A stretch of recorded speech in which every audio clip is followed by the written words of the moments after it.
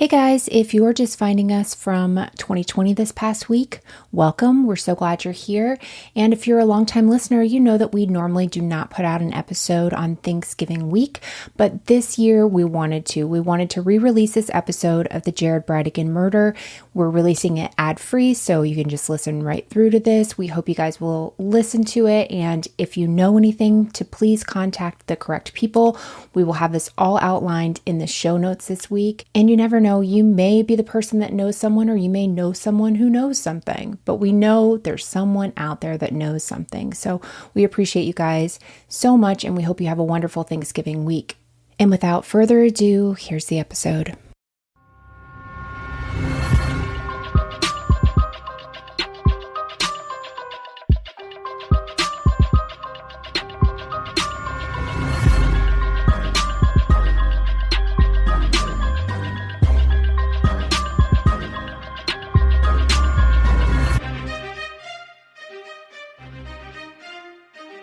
Hey guys, and welcome to the Moms and Murder Podcast, a true crime podcast featuring myself, Mandy, and my dear friend, Melissa. Hi, Melissa. Hi, Mandy. How are you?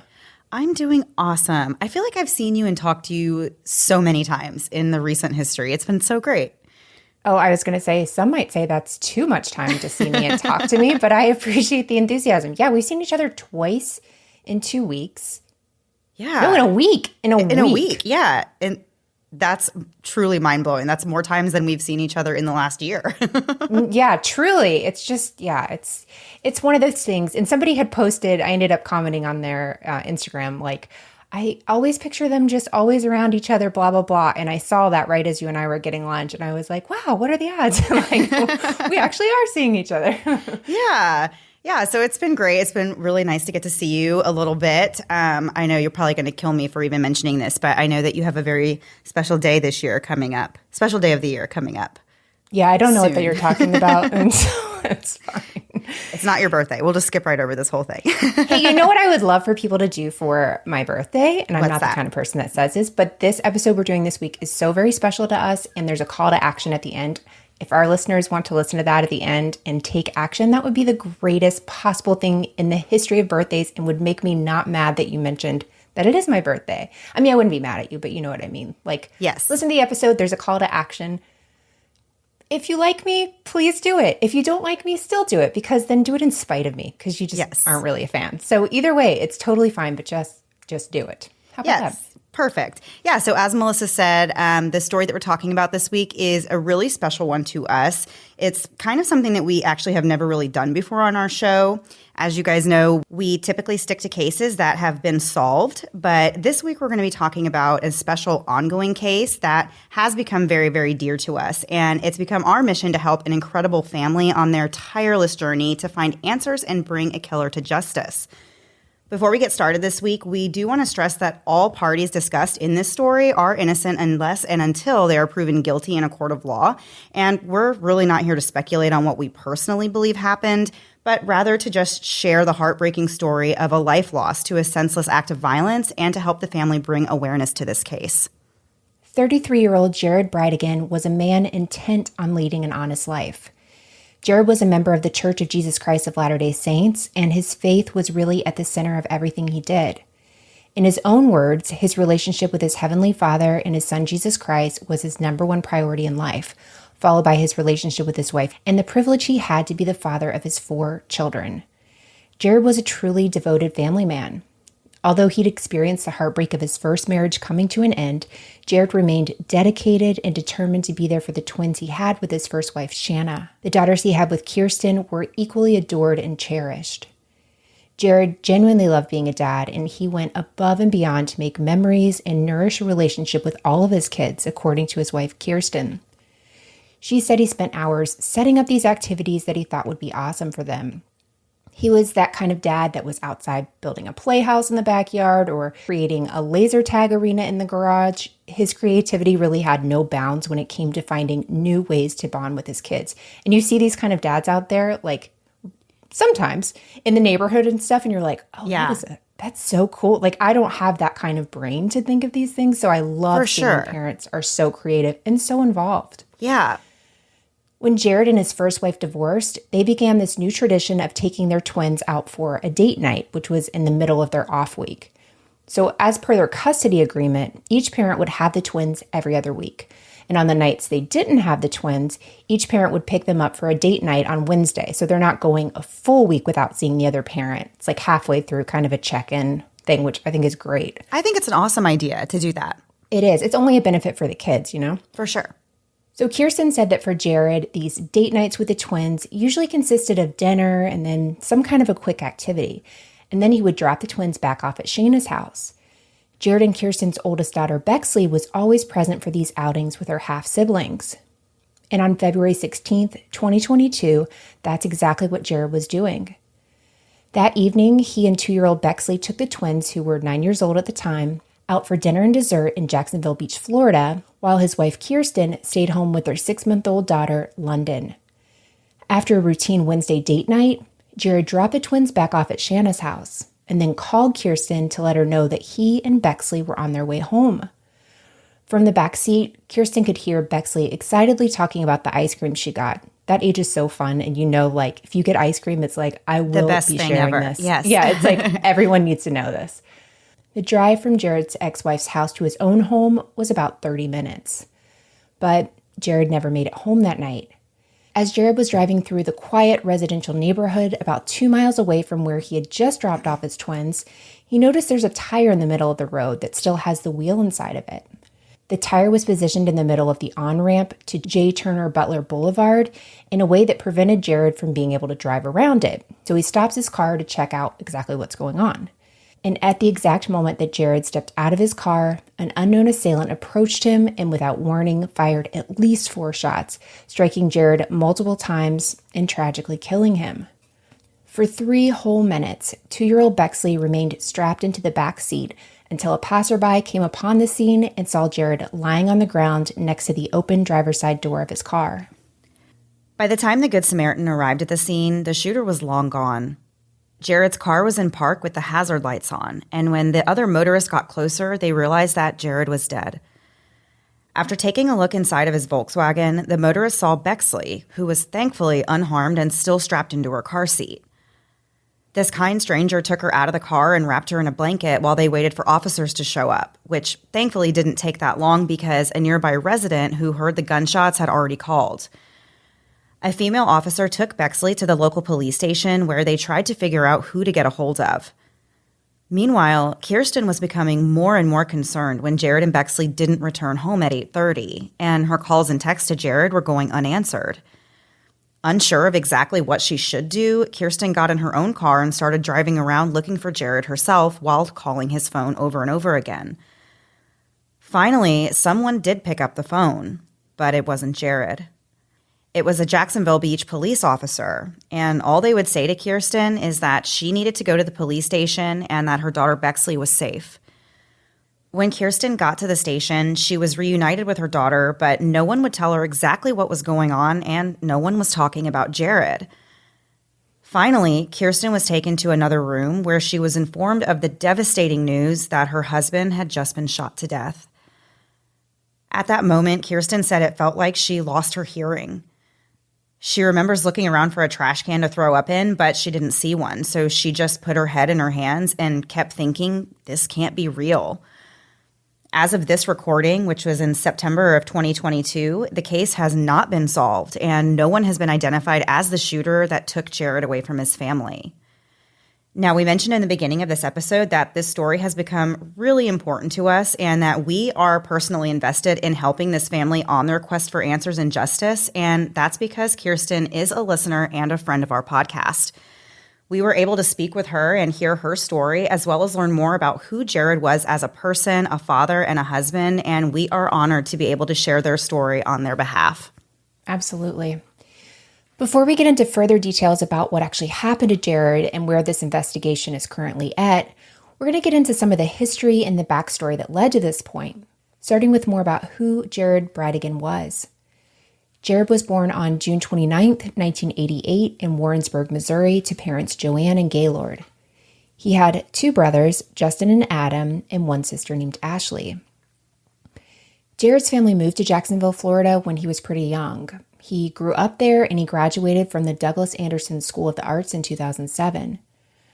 From there, he attended Utah Valley University, earning his BS in digital media with an emphasis in cinema production in 2014. Jared had a long-standing interest in videography, and he was an accomplished user experience designer. At the time of his death, Jared was working as a senior design manager at Microsoft. In our conversation with Kirsten, she did tell us that many media outlets have reported incorrectly that Jared was like this executive at Microsoft, which isn't true. His position as a senior manager was different from being an executive, but Jared worked incredibly hard to earn that position, so we just wanted to correct the record there.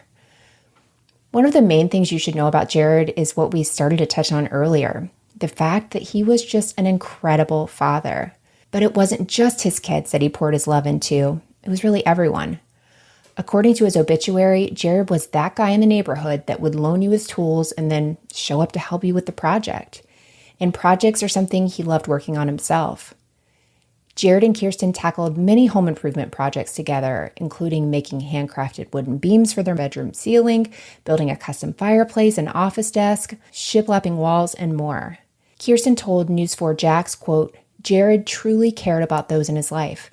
He truly cared about trying to be a good human, and he tried every single day to be his best," end quote. But despite Jared's enthusiastic efforts to make his life and the lives around him as carefree as possible, Jared really struggled with his relationship with his ex-wife, Shanna. Jared met Shanna Gardner in or around 2009 while she was visiting a friend in Jacksonville. She was originally from Utah, where she grew up in a prominent and affluent family. She is actually the heiress to the papercraft fortune Stampin' Up!, which is a company that her parents created that makes over $100 million a year. When they first met, Jared wasn't really that into Shanna, but she flaunted her charmed life and kind of wined and dined him until he relented. Jared eventually warmed up to Shanna and they began dating. He moved to Utah, and in April of 2010, the couple got married in the Salt Lake Temple, and it was described as a fairy tale wedding. Shortly after getting married, Jared began going to school at Utah Valley University. During this time, Shanna's parents heavily supported the couple financially, but not really in the mooching off her parents type of way. Shanna's parents actually helped all of their kids out with a little bit of money while they were working to get an education and kind of establish themselves. And Jared was thankful and really honest with the financial help that his in-laws were giving him. And just a note here, I don't think I could be anywhere near where I am if it wasn't for the help of my parents, like while I was going through that stage of my life, like coming up from trying to go through college, and, my husband was in school, and they gave us a lot of help. And I'm very thankful for that now, because I feel like that definitely played a role into, us being where we are today. In 2012, Shanna and Jared welcomed their twins, Abby and Liam. As if things aren't stressful enough with one newborn, they had two, and one of them was born with a congenital heart condition. Shanna and Jared were told by doctors that they would need to live at sea level in order for Liam's heart to function properly. So they moved to Connecticut, which is where Jared's brother and his wife were living at the time. It was also a great location choice because it was closer to Liam's heart specialist in New York. It was in Connecticut that things really started to change. Jared's friends said that Shanna's cracks started to show after they moved there. She stopped going to church, and she started spending all of her time working out. She began to get frustrated with Jared because he put on a little bit of weight, and he was busier now because he was trying to start a business.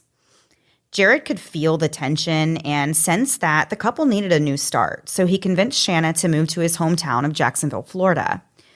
They bought a nice home in a ritzy neighborhood there, and in 2014, Jared graduated with his bachelor's degree. But the move to Florida didn't end up being the fresh start for the family that Jared had hoped for. In fact, the marriage crumbled really quickly after they arrived in Jacksonville. Shanna filed for divorce in February of 2015, stating that she and Jared did not love each other anymore. However, according to Fox News Digital, there may have been a little bit more to it than that. They reported that Jared had found some sexually explicit messages between Shanna and her personal trainer, and that's ultimately what led to the dissolution of their marriage. In 2015, Jared sent a Facebook message to a friend where he confided about some of his marital issues. He said, quote, "In the past 3 months, Shanna has become really distant. and got emotionally attached to a personal trainer at the gym and is now divorcing me. But she has her agency, and I just need to move on and find someone to be my best friend again, you know? End quote. Jared also wrote to that same friend, quote, never get divorced because it's literally the hardest thing I'll ever do. It's emotionally and physically the worst thing in the world to hear your eternal companion just be like, yeah, I'm out. See you later, end quote. Another friend of Jared's told Fox News Digital that Jared would have forgiven Shanna for the sake of the twins, but Shanna told him that she didn't love him anymore. Jared felt like she wasn't even the person that he had married. The day after Shanna and Jared's divorce was finalized, she went to a tattoo parlor and got a piercing, not in her ears, which is something that is not allowed in the church. So we're not going to go into too many details about this because it's really not important to the story, other than to demonstrate the way Shanna's behavior was changing during this period of time. So within a few weeks, Shanna's back at the shop asking about getting tattoos. One of these employees at the parlor specifically remembered thinking how wild it was that Shanna had undergone this complete transformation in really a matter of weeks. He said, quote, she went from this goody two-shoes girl to this wild lady. I just remember thinking, well, this is a changed woman, end quote. She had cut all of her hair off into a pixie style, and she was getting a bunch of tattoos, basically like a sleeve. According to Kirsten, getting tattoos isn't forbidden in the Church of Jesus Christ of Latter-day Saints, but it's not exactly encouraged either. You can have tattoos, but people in the church are likely to be shocked if a member starts getting multiple tattoos. Now, you guys know that we normally wouldn't bring up or emphasize these type of things because people leave churches, they have affairs, they get tattoos and piercings, and cut their hair every single day. It's not that unusual. But when someone does these things all at once or in a very quick succession, it can be a concerning sign. In this case, we're only mentioning it to demonstrate the personality change that preceded a very contentious divorce from Jared. A mental health expert that discussed this case with Nancy Grace pointed out that this type of major change can be a sign that someone is struggling mentally or emotionally. And since Shanna was doing all of these things in the midst of her divorce from Jared, it's possible this was all just a part of her coping mechanism. When it came to the actual divorce, things got hostile right off the bat. Jared and Shanna both refused to move out of the family home, which caused further strain on the couple. From the time of their divorce onward, the custody battle over the twins, Abby and Liam, was constant and unrelenting. So we understand that custody issues are a very personal matter in someone's life, and it's a little bit intrusive to air it all out like this, but in this specific case, again, we want to explain fully what was going on leading up to Jared's death. So this time we're going to go into a little more detail about the 7-year-long custody battle that ensued. The Daily Beast reported that a court file between Jared and Shanna, this included both the divorce and the custody cases, had about 300 entries and motions. The filings ranged from arguments over where to send their twins to elementary school to accusations of mental and financial manipulation. One lawyer actually commented that Jared and Shanna couldn't solve anything on their own, and they would always have to get their lawyers and a judge involved. Records showed that the vast majority of these filings were made by Shanna, who was constantly wanting to alter the custody agreement and the divorce agreement. The Daily Mail reported that in Shanna's original petition, she said that she wanted the house and primary custody of the twins. She also accused Jared of threatening to withdraw funds from the twins' trust funds, which she claimed were in Jared's name.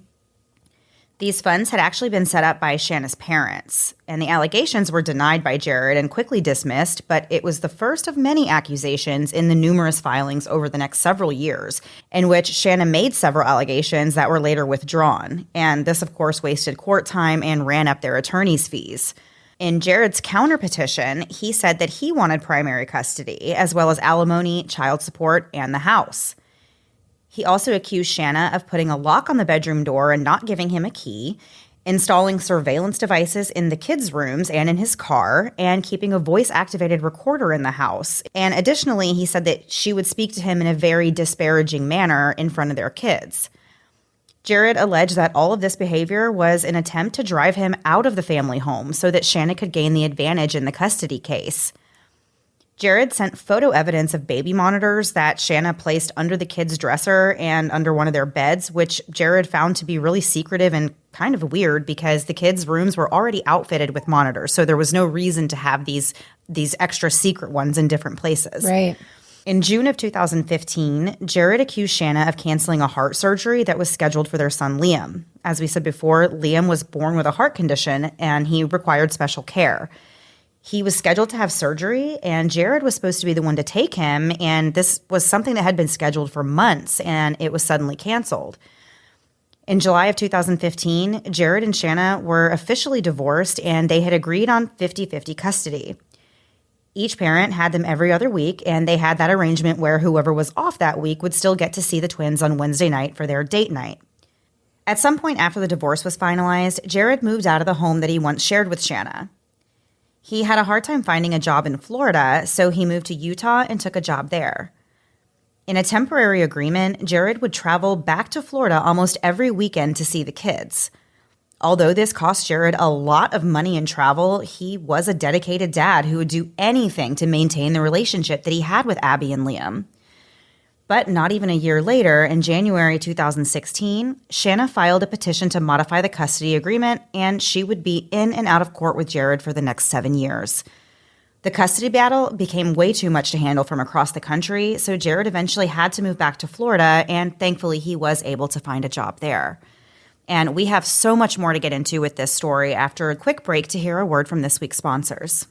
So before the break, we were talking about Jared and Shanna's custody arrangement and kind of all the court and mess that has been going on for really 7 years. Eventually, after Jared got settled back in Florida, he felt like he was ready to date again, so he joined dating apps like Bumble and Tinder. If you've ever used a dating app, then you know how difficult it can be to find good quality matches. I was on them before they were apps, when they were just the internet, and that is how I met my husband. But there was no such thing as apps. But yeah, it's hard to find people. Lucky.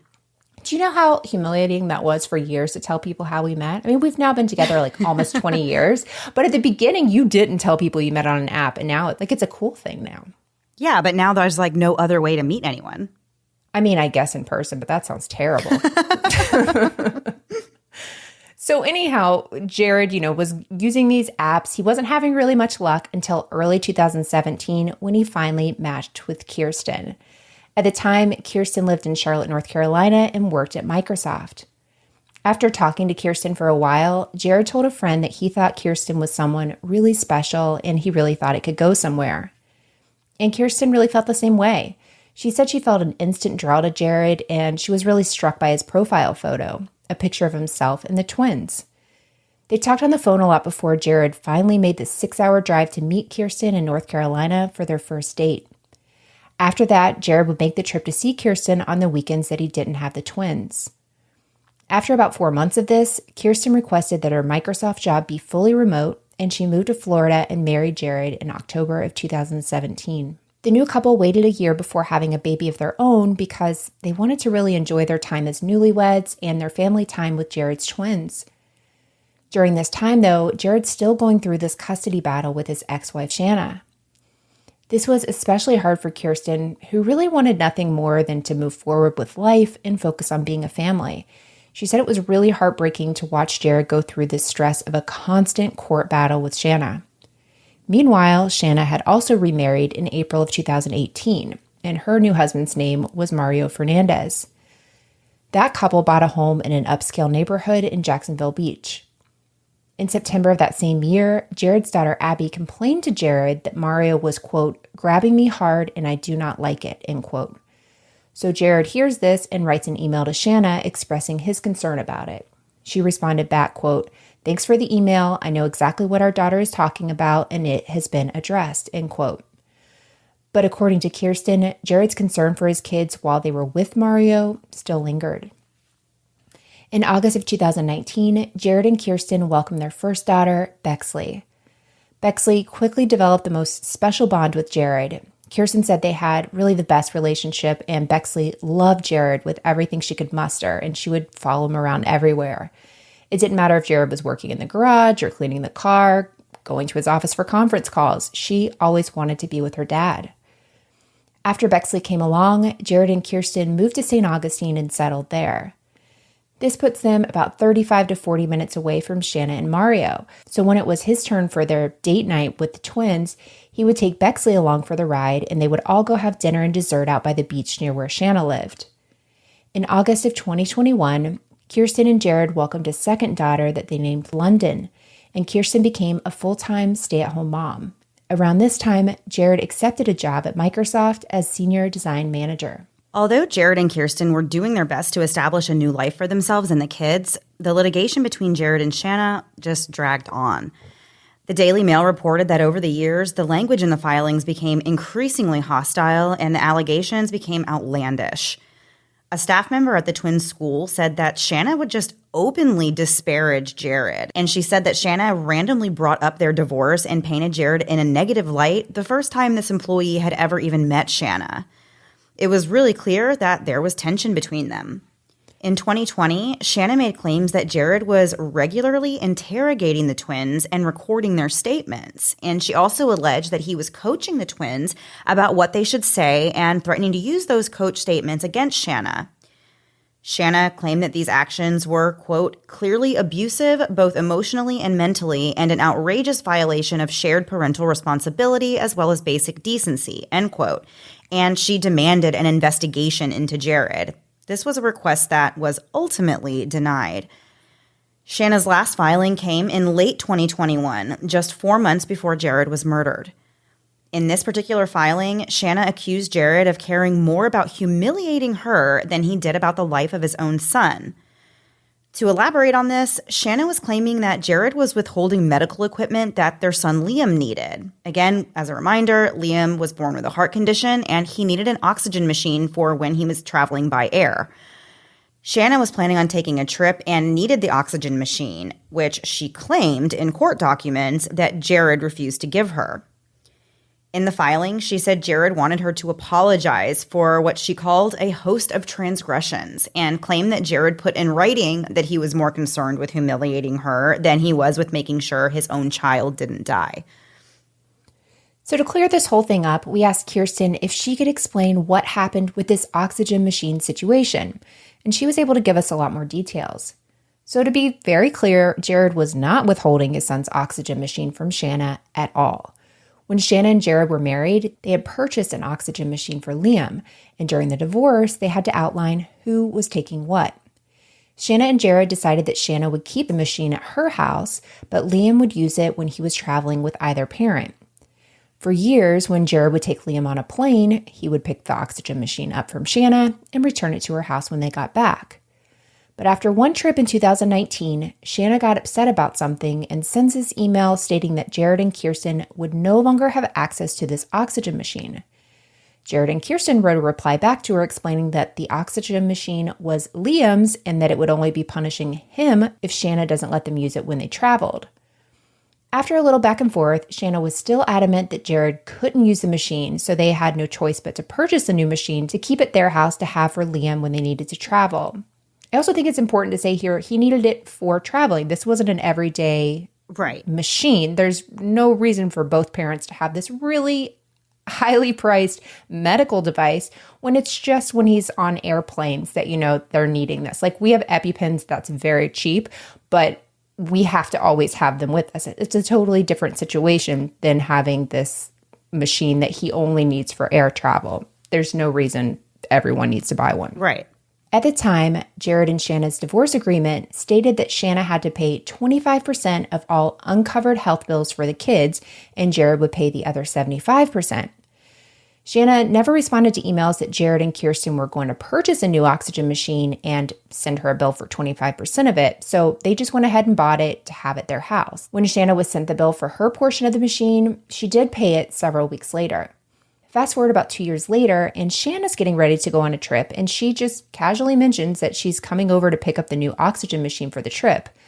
Jared and Kirsten are baffled by this, and they told her no because she had that original oxygen machine that still worked fine at her house. So when Shanna learned that Jared and Kirsten weren't planning on letting her use their new oxygen machine, she says hers wasn't working.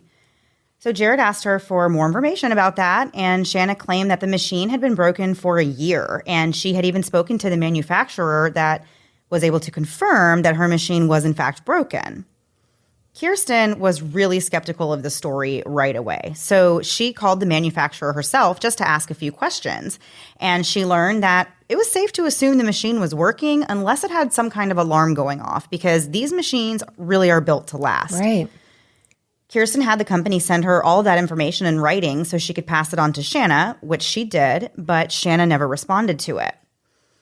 When they returned from their trip, Jared and Kirsten's attorney told them that Shanna was suing them. Kirsten told us that in this particular document, the language suggested that Jared cared more about being vindictive towards Shanna than he did about his own child's life, which, as we said, is completely untrue. Totally. Kirsten said that they have emails to prove that they agreed to let Shanna use the oxygen machine if hers was in fact broken. But Jared wanted Shanna to admit that she withheld the original machine from them years earlier.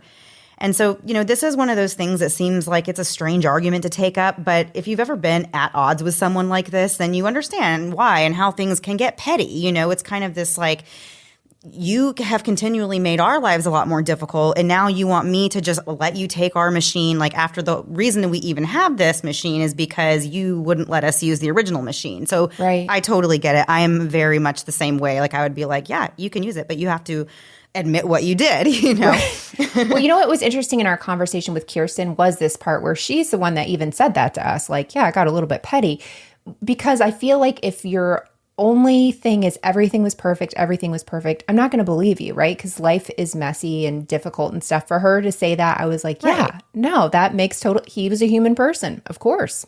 Yeah, for sure. So when Shanna complained that Jared wanted her to apologize for what she said was a host of transgressions, it wasn't really that at all. It was that Jared wanted her just to own up to what she did that led to them having to purchase a new machine in the first place.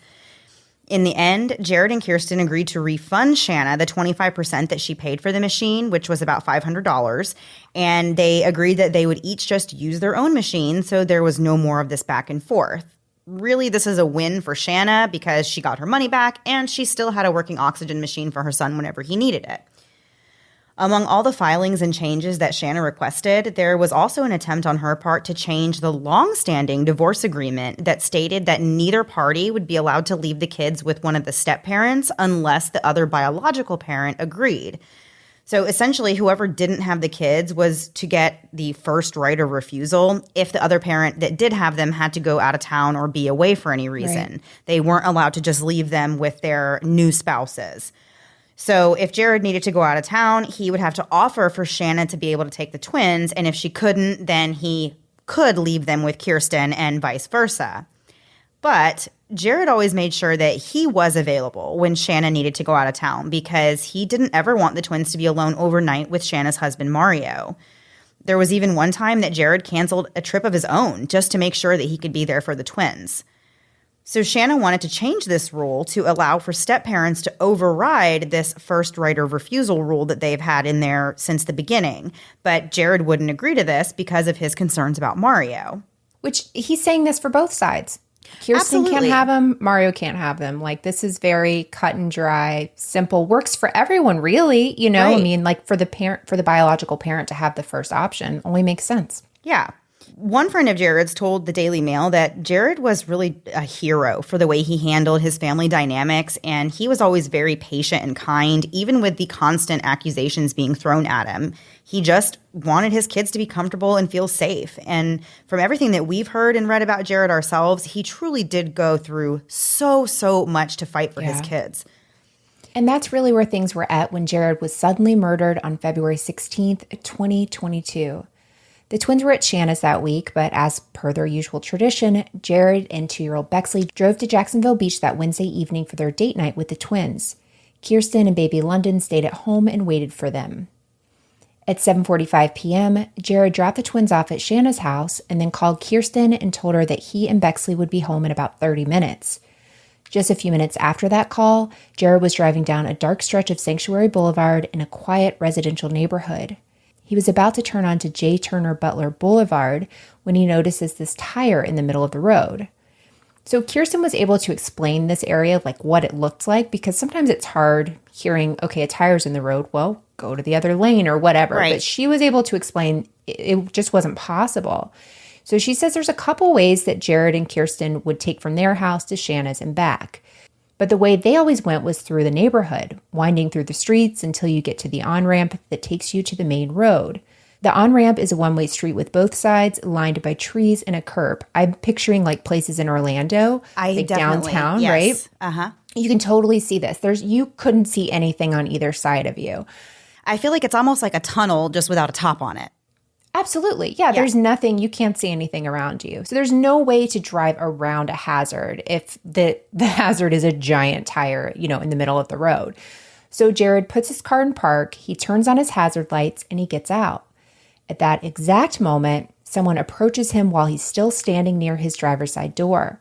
This person gets within 3 to 4 feet and fires at least 4 shots.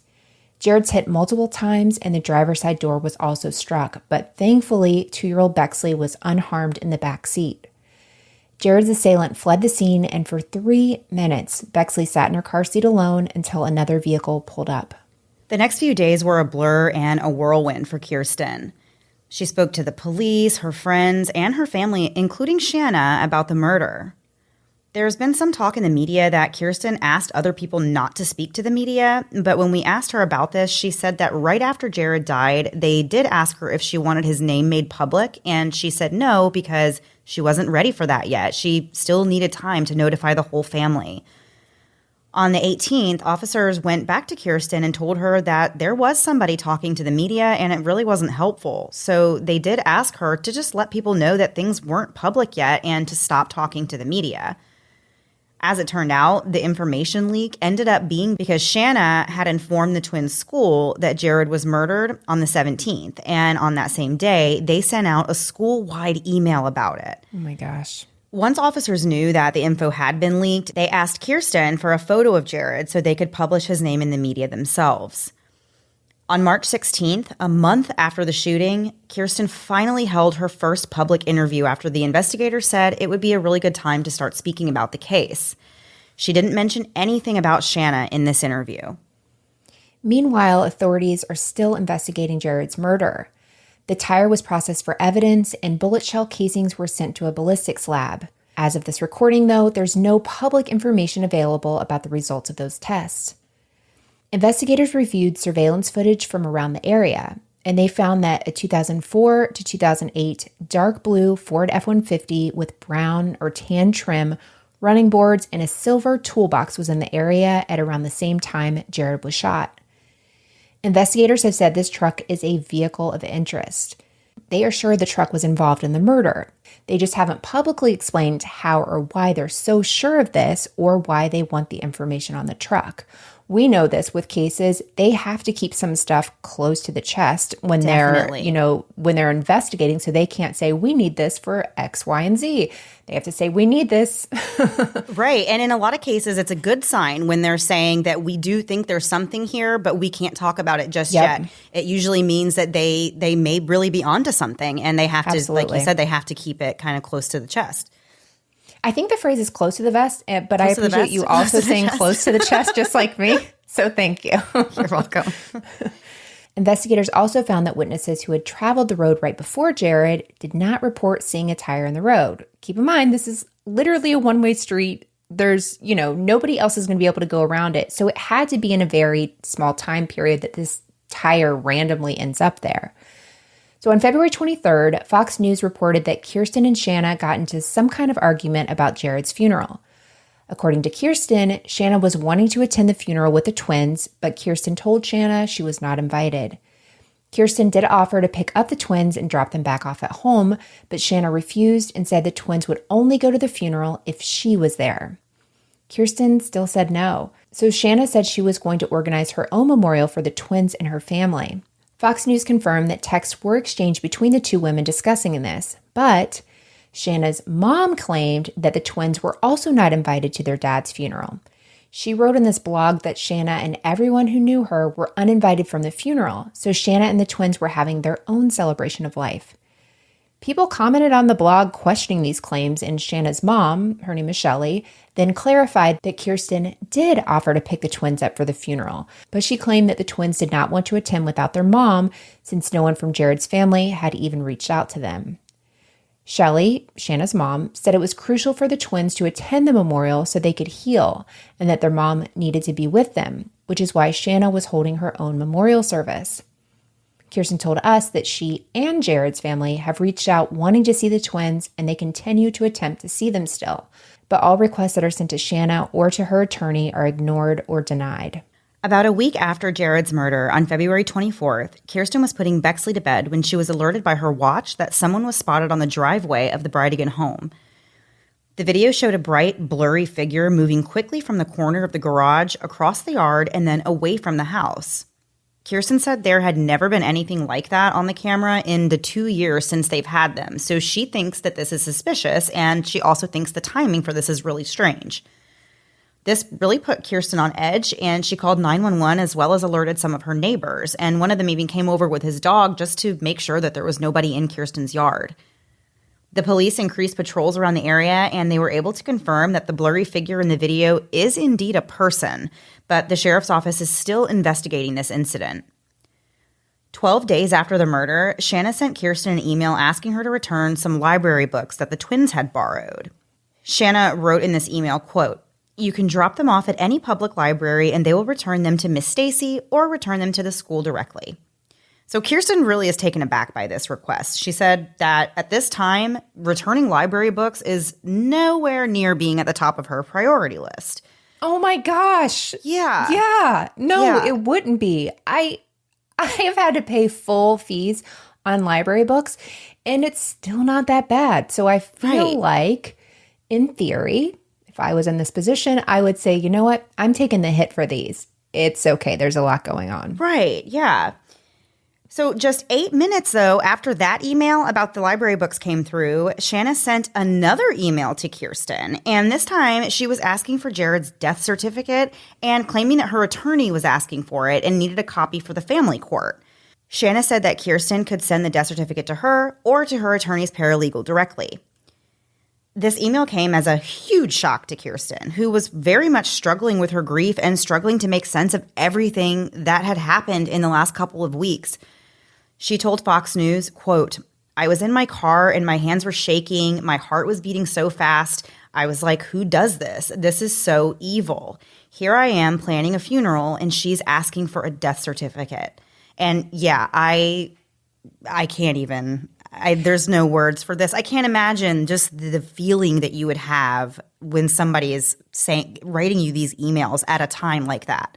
And honest to goodness, I would never think to ask the spouse that. Like, if I was needing a death certificate on somebody else, there's other places you can go. You can go to the courts. You have a freaking attorney. For sure. You have an attorney. Yeah. There are other ways to do it. And especially when it's a contentious situation already. You guys aren't best buds. Exactly. It doesn't make sense. Yeah. Well, it's funny, Melissa, because this New York City-based defense lawyer named Todd Spodek agrees with you and actually said something very, very similar to that on Fox News. He said, quote, "I would never have my clients do anything like this, especially given the acrimonious relationship between the ex-wife and the widow. There was no urgency to the matter, and the request could be misconstrued. Attorneys have process servers and paralegals who can easily obtain a death certificate. It makes no sense to reach out to the wife," end quote. And yes, absolutely. I think I read that so many times that it became part of my It became conscience. your idea. Yeah, and it was my idea. I was here to lay it down for you guys, and this attorney did it much more eloquently. So let's just listen to him. Following Jared's funeral, investigators reviewed all the evidence, the witness testimony, and everything that they had. They thought the location of Jared's murder was really surprising. One officer told Fox News that, quote, "Jacksonville Beach is a safe community, and a murder of this nature is highly unusual. This was a really ritzy area, not the kind of place you'd expect someone to be brutally murdered in front of his 2.5-year-old daughter." News for Jax reported that investigators do believe the tire was intentionally placed in the road as a way to force Jared to stop there so that he could be ambushed. And the Daily Mail reported, quote, "Police have stated that they believe Jared was targeted by somebody familiar with his routine and habit of driving that route home." So according to the Justice for Jared B's Instagram page, there's only 3 people that knew Jared's route, and that was Kirsten, Shanna, and Mario, and then, of course, anybody that they may have told. Where the shooting actually took place is kind of in a surveillance camera black spot. It's really out of sight of numerous nearby homes that do have cameras and Ring doorbells. So it just so happens that where this was, nobody has a camera facing that area. Right. So from the moment investigators told Kirsten she could start talking to the media, she has fought tooth and nail to get answers and to bring attention to Jared's case. By April, so just 2 months later, Kirsten had garnered the attention of major publications like Fox News, People, Inside Edition, The Independent, and more. Kirsten told Fox News that she will never give up until Jared's killers are brought to justice. In her own words, Kirsten said, quote, "Not only was this an attack on my husband and his life, it was an attack on the family we built together, and I won't take it lying down. I will keep fighting until the end, whether it takes 6 more months or 6 more years. I will continue fighting for him and the kids," end quote. Truly, I have chills even saying that because... Me too. I got chills when you read it. Right? So we are new in our friendship with Kirsten. Would you not say she's probably one of the most incredible people, if not the most incredible person you've ever met in your life? 100%. And that we don't even say that to sound cliche or, like, oh, she's very inspiring and so incredible. She truly is, like you said, possibly the most incredible and most inspiring woman I have ever had the privilege of speaking to. Absolutely. I don't know a lot of people, and everyone knows that. I try to know as few people as possible, but I could not be more happy to now have Kirsten as a friend and someone we want to support 100%. And I really hope that's coming across in this episode, that you guys know, like, this is legit. We are in it. We are in it with her, and we hope you guys will join us. Absolutely. That was not written anywhere in this, but I'm going to keep going. So the last 7 months have obviously been the hardest months of Kirsten's life. When she lost Jared, she said she lost her sense of security and stability, all because of the cowardly acts of others. Kirsten said Jared's murder was, quote, "pure cowardice and evil." To have that done when he didn't even have a chance to fight back, and it was done in front of his daughter, end quote. And when it comes to Bexley, the toll that this has taken on her is heartbreaking. She talks about the night that Jared was shot a lot and tells Kirsten about the way she had to cover her ears because the sound was so loud. She also continually asks why her dad died. One night, while Kirsten was tucking Bexley into bed with a blanket that Jared got for her, she asked Kirsten whether or not God had blankets because she wanted to make sure her daddy had one in heaven. And in addition to missing Jared, Bexley also misses her older siblings, the twins. She's barely seen them since Jared was murdered, and Kirsten said they mourn for the loss of their family structure. The attention that Kirsten has been able to bring to Jared's case is something she's grateful for, but make no mistake, it's taken a toll of its own on the family. Kirsten said there's times they feel like a spectacle and that people forget that this is their life every single day. They have to wake up to the realization that Jared's not there anymore, and the suffering is real. While there's been a ton of attention on Jared and Shanna's custody battle, Kirsten's only concerned with finding out who killed her husband. She wants everyone to understand that Jared's killer is still out there, living their life, maybe even watching the media coverage, and that is not okay. And we still have more to get into, including ways you can help, after one last break to hear a word from this week's sponsors. So before the break, we were telling the full story of Jared Bridegan and who he really was as a person and as a father and a husband to our dear friend Kirsten. And now we're going to kind of get into where the case is at today and what you guys can do to help. So by June of 2022, just a couple of months ago, there was a lot of speculation that Shanna was somehow involved in Jared's murder. Fox News reported that back in 2015, when they were going through their divorce, Shanna had confided in a tattoo parlor employee about their issues. This employee said that Shanna had been talking about the divorce when she said that her life could be better if Jared could just, quote, shut up. And she asked the parlor employees if they knew anybody who could just, quote, shut him up. At the time, the employees really didn't take this to mean anything. They didn't think she was serious or that it meant anything sinister. But it's one of those things that in hindsight, they said they can see how it could have been taken differently. And this is kind of one of those reasons why when something terrible happens and police come out and ask for tips, it's really important because it does make people think back to things that may not have seemed that important at the time, but now in light of new information, it does seem like it might, it could mean something. So Shanna was actually friends with the parlor employee, and she would go there just to hang out often. She would always vent about Jared and how he was, in her opinion, just trying to take all of her money.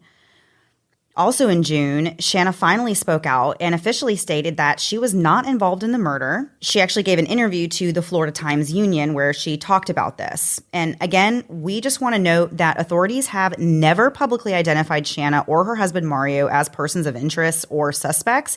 And we just want to stress that both of them are innocent until proven guilty. Shanna says that she had originally stayed out of the media out of respect for Kirsten, who asked her not to comment. But she did say, quote, "I feel for Jared's family and what they're going through. I can't even imagine. I have tried to be respectful. I have tried to give them space," end quote. Shanna said there had been so much attention focused on the murder that she just wanted to focus her attention on the kids, and that the media coverage was really sensationalized and, in her opinion, inaccurate.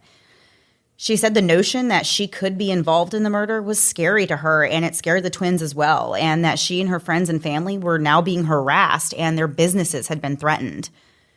Shanna hired an attorney to, quote, provide options on how best to protect herself and her family from the publicity. She declined to comment on her divorce and custody battle with Jared, saying that she didn't see any good in airing out their dirty laundry. She said, quote, "Our relationship was pretty complicated and remained pretty complicated." Reports that Shanna had an affair with her personal trainer during her marriage to Jared have been denied by Shanna, but she did admit to making that weird comment to the tattoo parlor employee, although she said there was no intent behind those words. She said people say things like that during bitter divorces. Shanna's mom, Shelley, also denied reports that Shanna had an affair and said that that was just what Jared told people, but it wasn't the truth. Shanna said that when she heard the news that Jared was dead, she was devastated, and she collapsed on the ground in disbelief. The twins were already in counseling because of the divorce, and the same counselor started helping them to cope with the murder of their father. She and her husband Mario hired a well-known Jacksonville attorney named Henry Cox, who sent a statement to News4Jax that said, quote, "To be clear, Shanna and Mario requested my assistance for the purpose of seeing if steps could be taken to protect her young twins from any publicity surrounding this tragic event. The family's interest in privacy has always been paramount, as difficult as it seems to be. As for any other reason for the family to have counsel, whether it be myself or anyone else, there is none," end quote. At this point, there was a $55,000 reward for information leading to the arrest and conviction of Jared's killer or killers. A majority came from a fundraiser held by Jared's family. When Fox News asked if Shanna's family had donated any money, Jared's brother Adam said, quote, "Not yet, but we would welcome their assistance," end quote. Fox News reported that Shanna's mother, Shelley, did close on a $3.5 million vacation home in Jacksonville Beach just 3 weeks after the murder. The Gardner family, that's Shanna's family, has never released a public statement. They've also never asked the public to help them find the person who killed young Liam and Abby's father. In August, the personal trainer Shanna allegedly had an affair with spoke to Fox News Digital. He said that in 2014, Jared bought Shanna a package of training sessions as a Christmas gift. It's one of those things she asked for as a gift, not like him just saying you need to go to a trainer, her saying, I want to go to a trainer. Could this be my Christmas gift? Totally get that. The trainer said that their relationship turned romantic within weeks. Shanna had told the trainer she and Jared had been separated for months, which the trainer now knows is untrue. Shanna told him that they weren't speaking and that they lived at opposite ends of the house. The trainer said Shanna wanted to leave the Church of Jesus Christ of Latter-day Saints. She had grown up in the church and she wasn't interested in living that lifestyle anymore, but her husband Jared didn't want to leave. The trainer said the relationship ended after a few months because Shanna was, quote, going through a lot, end quote, with her divorce. Shanna's denied this affair with her personal trainer, but with all that said, it's important to note that the tattoo parlor employee told Fox News that when Shanna went into the tattoo parlor to get that piercing the day after filing for divorce, the emergency contact she listed was her personal trainer. So take that for what you will. Today, Kirsten and other family members continue fighting for Jared. In August, Kirsten and Jared's brother Adam spoke to News4Jax for numerous articles. Kirsten said, quote, "I just have this overwhelming sense that it's going to be figured out. I have felt that way since early on. There are days when I do lose hope. I'm just frustrated, angry. I don't want to talk to anybody. But the majority of the time, I feel like justice is coming. Just be patient." Kirsten talked about how milestones are passing and Jared isn't there to enjoy them. In mid-August, they celebrated Bexley's 3rd birthday and London's 1st. Jared wasn't there to celebrate either one of them. London is now learning to walk, and Jared isn't there to witness his baby girl's first steps. Kirsten said Jared's memory keeps her going. She said, quote, "I know that if he was here and I wasn't, that he would be fighting for me. Also the kids. I want all 4 of the kids to know why they don't have their dad. I want that for them so badly because he was the best dad. So thoughtful, so creative, so fun. They deserve to know why he is no longer here. So that's why I keep fighting." At this point, 3-year-old Bexley worries about her mom's safety. Not long ago, Kirsten, Bexley, and London were in the nursery when the baby monitor caught audio of Bexley telling Kirsten as she climbed into her lap, "Be safe, so I will protect Mama. Nobody can hurt you. I love you. Thank you too. And I really want you to stay here. Make sure no one put you. Make sure the bad guys don't hurt you." It's absolutely so heartbreaking to think about a 3-year-old baby saying those words to their mom. And this is why it's so important for people to come forward with any information that they might have about this case. Kirsten told First Coast News that Bexley sometimes understands that Jared is gone, but then there's days that she talks about seeing him at future events. And Kirsten said that this is really excruciating because then she has to go back and explain that her dad's not going to be here. And she will tell her daughter that his body got hurt and he died. And then it just kind of starts this healing process all over again. Gosh. First Coast News asked Kirsten what she hopes the next 6 months will bring. And she answered, quote, "I hope it brings justice. I hope that those who were involved in this murder are caught. I hope that we can get to a trial quickly. I just hope that there's a resolution and I can answer Bexley when she asks me why." Adam, who, as we said, is Jared's brother, he said, quote, "This was such a heinous crime. I mean, the amount of times he was shot just to ensure that he was dead, that he wasn't going to be able to recover. And all of us in our family are just devastated." Adam also said, quote, "To be truly candid with you, our family is broken. My children continue to have nightmares. I think that something is going to happen to myself or the rest of my family. We kind of live in this constant fear that we're not going to get answers or that something terrible could happen to one of us as well." Gosh. So where is this case at now?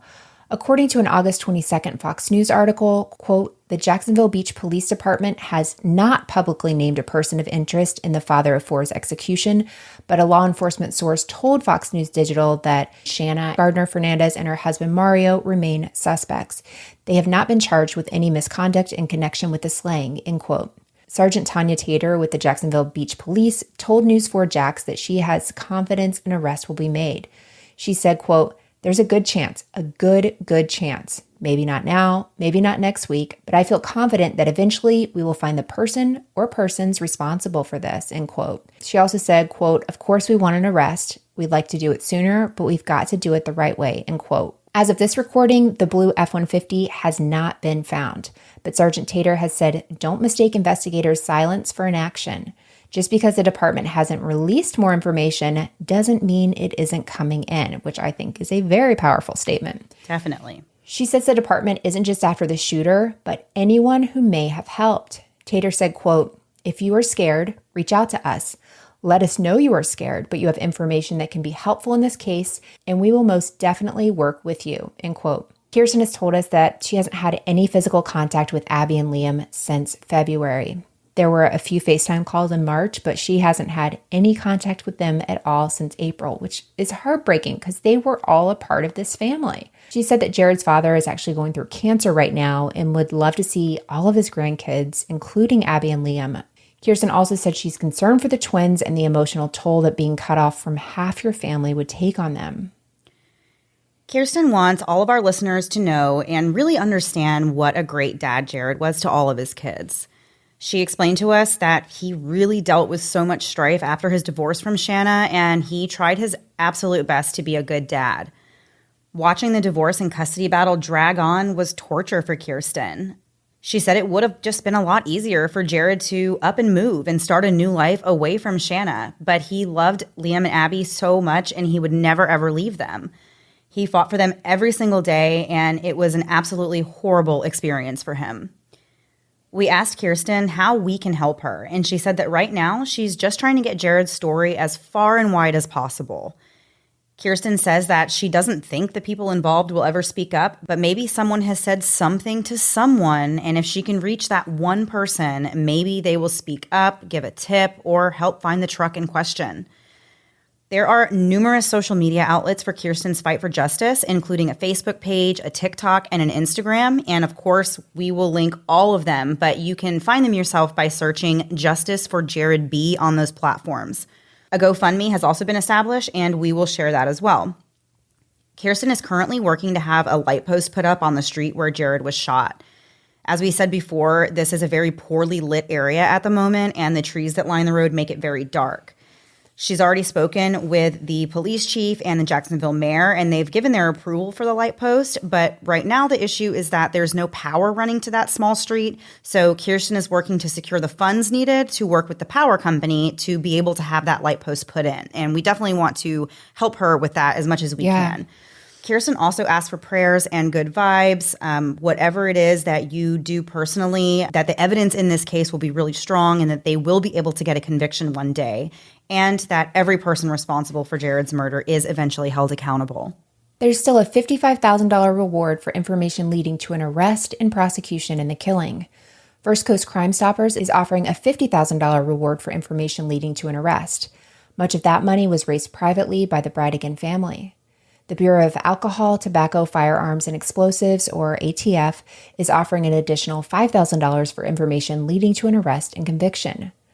Authorities are looking for any tips you have, no matter how small you might think it is, including tips about the 2004 to 2008 dark blue Ford F-150 with brown and tan trim, running boards, and a silver toolbox that was in the area at the same time Jared was shot. Anyone with information is asked to call Crime Stoppers at 1-866-845-TIPS, that's 8477, and tipsters may remain anonymous. To submit a tip to ATF, call 1-888-ATF-TIPS, that's 1-888-283-8477. And just this week, Kirsten launched something called Bexley's Boxes. Kirsten often reflects back to Bexley's experience in the police station that night. She was there without her parents, and she was scared. And honestly, police stations aren't very well equipped to comfort children in these scenarios, and Kirsten wants to help. The Bexley box will be filled with items like diapers, security blankets, sippy cups, kids' snacks, and blankets, in the hopes that it will bring a small amount of comfort to children going through really the unthinkable. She hopes to get these boxes in as many counties as possible. And guys, this is just one of many amazing things that Kirsten has come up with in the midst of her grief. And she is still she just thinks of others first. She's thinking of other people who are going through a similar situation and wanting to take care of them. Bexley's Boxes is one of the most amazing concepts and ideas that I've heard in the true crime world, and so necessary and needed, unfortunately. And I'm just so proud of her for coming up with that. Absolutely. If you even think of people in wrecks, stuff like that, kids end up at the police department for other reasons than murder. I mean, that's obviously what we're talking about today, but there are a lot of reasons, and they really don't have stuff. So for her to see this need and to think outside of herself, just once again, she is the most amazing person. It just speaks to who she is as a person. Yeah, absolutely. So Kirsten told us that one of the biggest tragedies of Jared's murder is that people now remember him for how he died and not the man and father he was to his 4 beautiful young children. And we see that in the true crime world. So it's been great to get to know him through this. She said at first the media coverage was just this one photo of Jared in his Microsoft polo shirt, and the headline was just "Father Gunned Down." And it really bothered her that there was no discussion about who Jared was. Kirsten started the Instagram so she could share personal family stories and videos so people could get to know who Jared was as a person. One thing Kirsten said that broke our hearts was that she would freeze up when someone in the media would ask her to describe her husband because she said, quote, "How do you summarize the person you love the most, the person that's made the biggest impact on your life, in like 2 sentences?" End quote.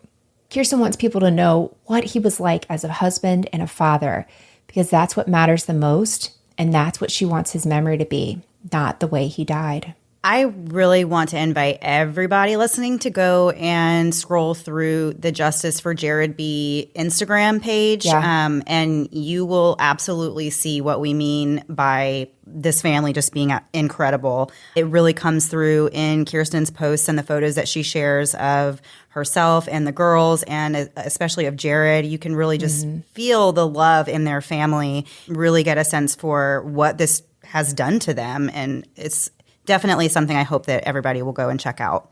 Yeah, for sure. So one thing we wanted to make sure we shared was kind of how we met Kirsten. And we met her because of Justice for Jared B, right? She was tagging us and stuff. So we were seeing stuff for a while before we ever really connected with her. And as Mandy said before, she was a friend of the podcast. She was a listener to the podcast.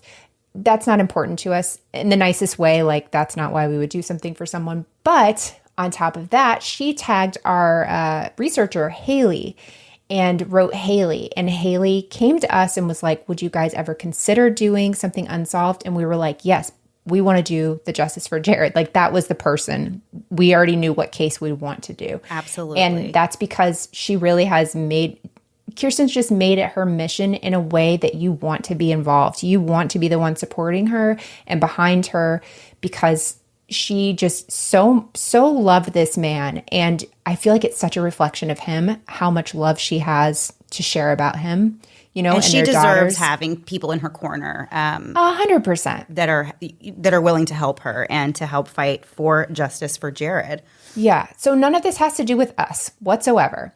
At all. And on that note, though, I do want to say one last thing. We did mention Haley here. We are always singing Haley's praises and saying what a wonderful researcher and what a big help she is to us. But I want to especially thank Haley for her help with this story.